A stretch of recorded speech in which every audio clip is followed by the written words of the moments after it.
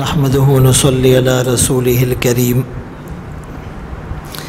أما بعد فأعوذ بالله من الشيطان الرجيم بسم الله الرحمن الرحيم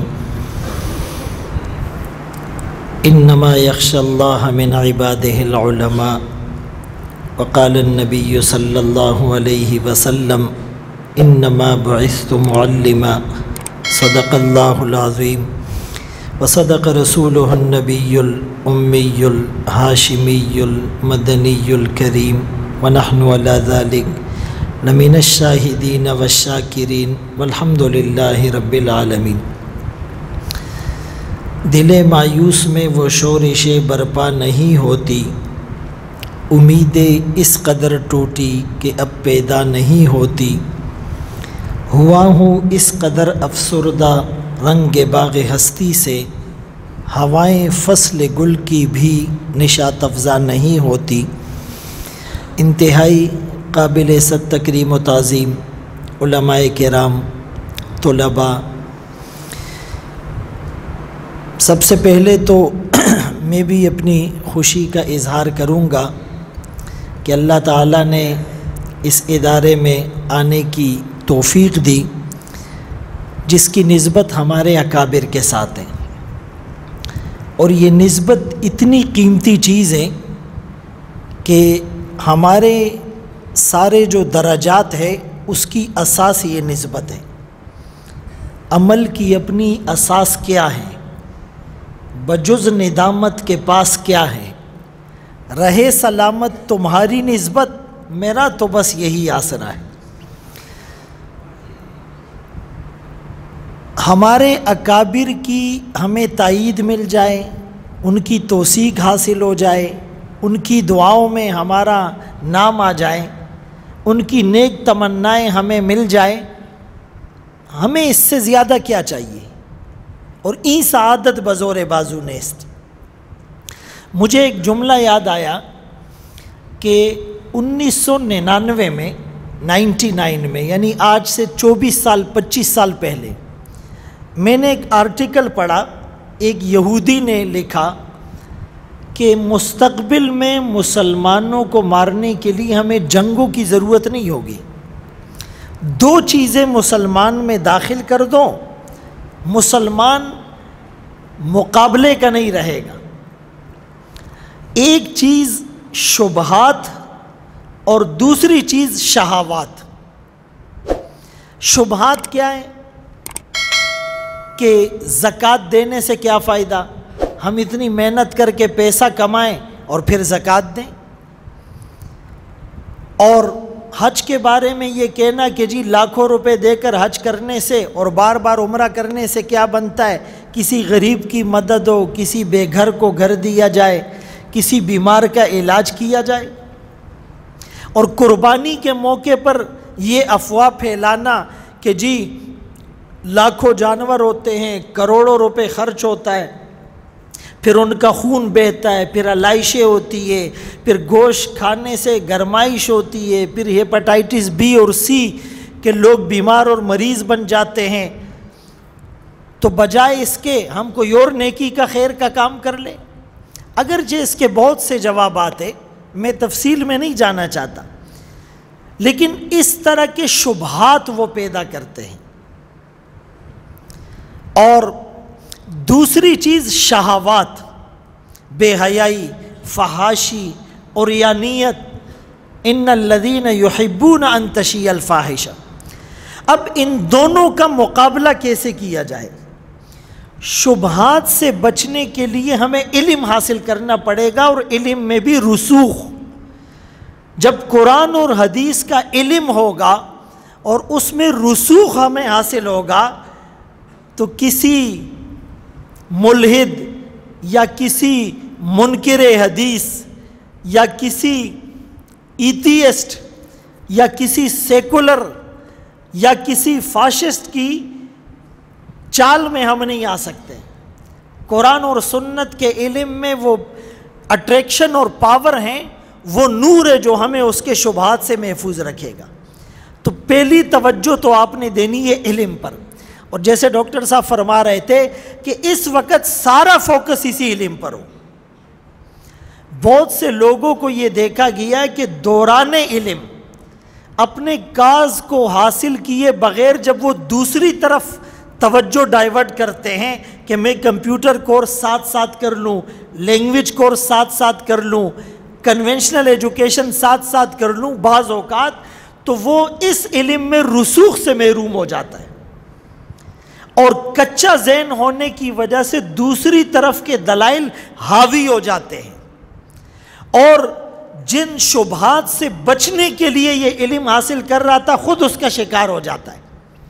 اللہ کے رسول صلی اللہ علیہ وسلم کی حدیث ہے، بارش ہو رہی تھی، آپ نے فرمایا قیامت کے قریب فتنے ایسے آئیں گے کوقع المطر، جیسے بارش سے کوئی گھر محفوظ نہیں، اور ایک موقع پر فرمایا کقطع اللیل المظلم، جیسے اندھیری رات کے ٹکڑے ہوتے ہیں، ہر آنے والی جو پہر ہوتی ہے اس میں ڈارکنیس اور اندھیرا زیادہ ہوتا ہے، اور پھر آپ نے فرمایا متوالیاً متتابعاً، پہ در پہ فتنے ایسے آتے ہیں کہ جیسے تسبیح کا دھاگا ٹوٹ جائے دانے پہ در پہ گرتے، ایسے آتے ہیں۔ تو اس سے نجات کا کیا راستہ ہے؟ کتاب اللہ کیا ہے؟ اور اللہ کی کتاب میں علوم الاولین والآخرین جمع ہے، فیہ نبأ ما قبلکم وخبر ما بعدکم وحکم ما بینکم القول الفصل لیس بالہزل من ترکہ من جبار قسمہ اللہ فمن ابتغى الہدایت فی غیری اضلہ اللہ حبل اللہ المتین الذکر الحکیم الصراط المستقیم لا تزیغ بہ الاہواء لا تلتبس بہ الالسنہ لا یشبع منہ العلماء لا یخلق عن کثرت الرد لا تنقضی عجائبہ وہو الذی لم تنتہ الجن اذا سمعته فقالوا انا سمعنا قرآنا عجبا یہدی الی الرشد فآمنا بھی۔ میں ترجمہ نہیں کر رہا ہوں لیکن آپ کو سمجھ میں آ رہا ہے، قرآن خود اس میں سارے علوم کو جمع کیا گیا۔ یہ میکینیکل انجینئرنگ کا علم، وَأَلَنَّا لَهُ الْحَدِيدِ عَلَّمْنَاهُ صَنْعَةَ لَبُوسٍ لَكُمْ وَأَنزَلْنَا الْحَدِيدَ فِيهِ بَأْسٌ شَدِيدٌ وَمَنَافِعُ لِلنَّاسِ، یہ ووڈ انجینئرنگ کا علم، وَاصْنَعِ الْفُلْكَ بِأَعْيُنِنَا، یہ سائنس کا علم، علم آدم الاسماء کلہا۔ آپ عربی تفاسیر اٹھا کر دیکھیں، اس میں ان علوم سے ایسے پردے اٹھائے گئے عقل دنگ رہ جاتی ہے۔ ہم تو سرسری کچھ چیزوں کو جو ہے وہ علم کا نام دیتے ہیں، اور علم کی جو تقسیم ہے، ایک تقسیم یہ بھی ہے کہ علم نافع اور علم غیر نافع۔ اللہم انی اسألک علما نافعا، اور اللہم انی اعوذ بک من علم لا ینفع، یہ علم اگر نفع نہ دے اس سے پناہ مانگی گئی ہے، اور دوسرا علم جو نفع دے اس کو اختیار کرنے کا حکم ہے۔ تو پہلی بات جو میں سمجھا رہا تھا وہ تو یہ تھا کہ ہم نے علم حاصل کرنا ہے، کیا کرنا ہے؟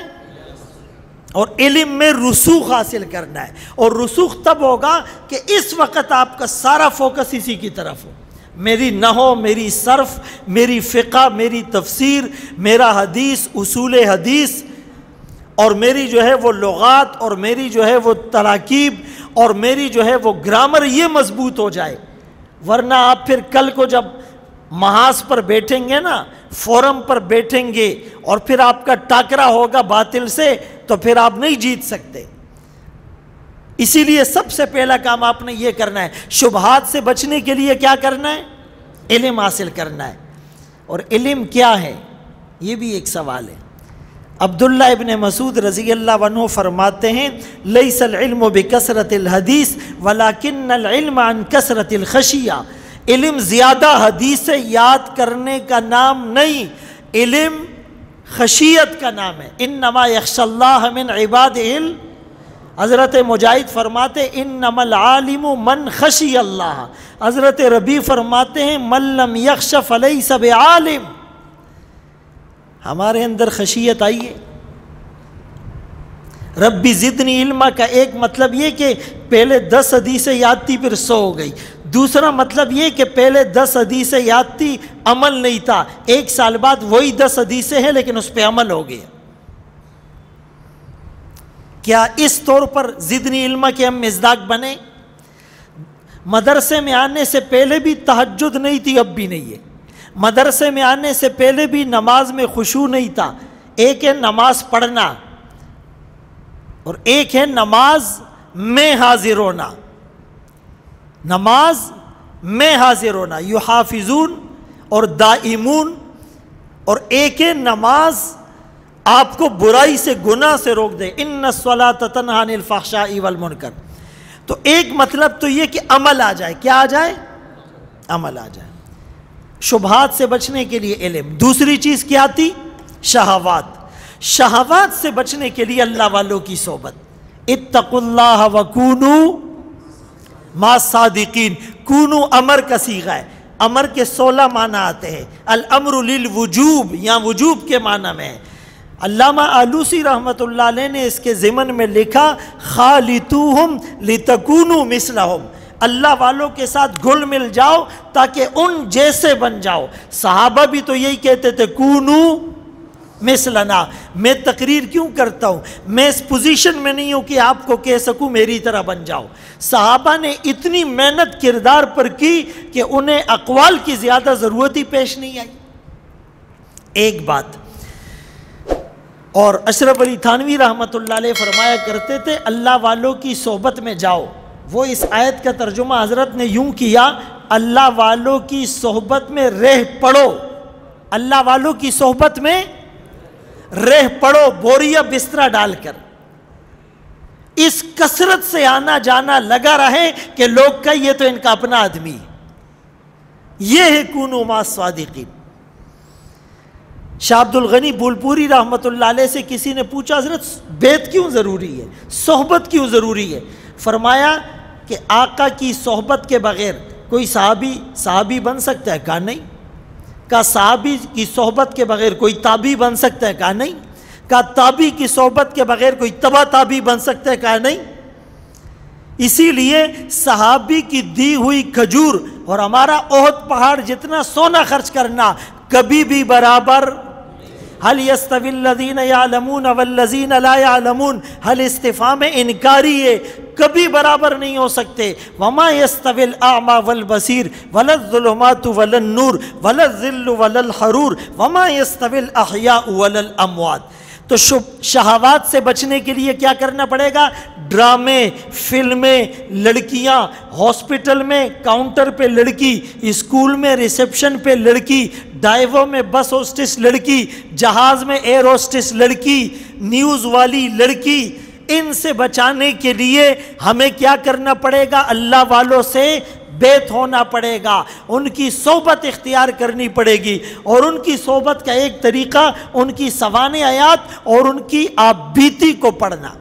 غالباً شیخ الحدیث مولانا زکریہ رحمۃ اللہ علیہ نے ایک جگہ لکھا، کسی نے ان کے بارے میں، کہ اگر کسی کو کسی اللہ والے کی صحبت میسر نہ ہو وہ 2 کام کرے، آپ بیتی پڑھے اور درود شریف پڑھے، اس کو وہی نورانیت نصیب ہو جائے گی۔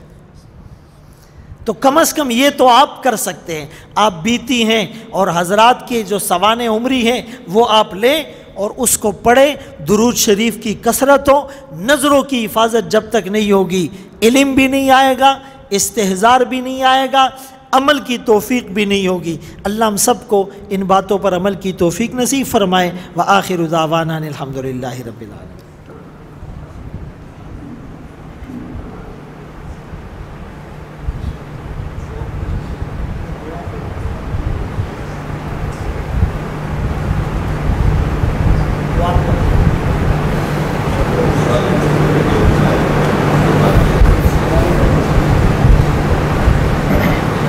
چلے الامر فوق الادب۔ ایک گزارش تو یہ ہے کہ میں نے کہا بدنظری سے بولو، آہستہ بولو کوئی سن نہ لے، بدنظری سے بچنا ہے۔ اچھا کیسے بچیں گے؟ مدرسے میں تو ظاہر خواتین نہیں آتی، لیکن موبائل تو ہے نا۔ اگر مدرسے میں پابندی ہوتی ہے، باہر دکان میں رکھوایا ہوتا ہے یا بکسے میں رکھا ہوتا ہے، تو عصر میں جا کر دیکھ لیتے ہیں۔ بھائی اتنا نقصان ہے نا کہ آپ برداشت اور میں بیان نہیں کر سکتا۔ علم کی نورانیت جو ہے نا وہ ہوا میں تحلیل ہو جاتی۔ النساء حبائل الشیطان، بلکہ اگر یوں بھی کہیں نا کہ موبائل الشیطان، آج کل جو ہے نا وہ موبائل، حبائل حبل کی جمع ہے، یہ موبائل اور عورتیں شیطان کی رسیاں ہیں۔ کیا ہیں؟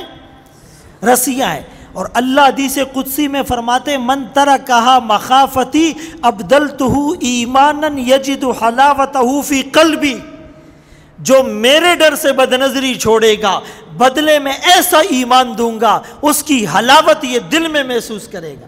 جلیبی کھاتے ہو نا، محسوس ہوتا ہے، ٹیسٹ محسوس ہوتا ہے۔ بدنظری سے بچ کر دیکھو، نماز میں استحضار آئے گا، دعا میں رقت آئے گی، ذکر میں دھیان نصیب ہوگا، استاد پڑھائیں گے توجہ ادھر ادھر نہیں جائے گی، ڈائیورٹ نہیں ہوگی۔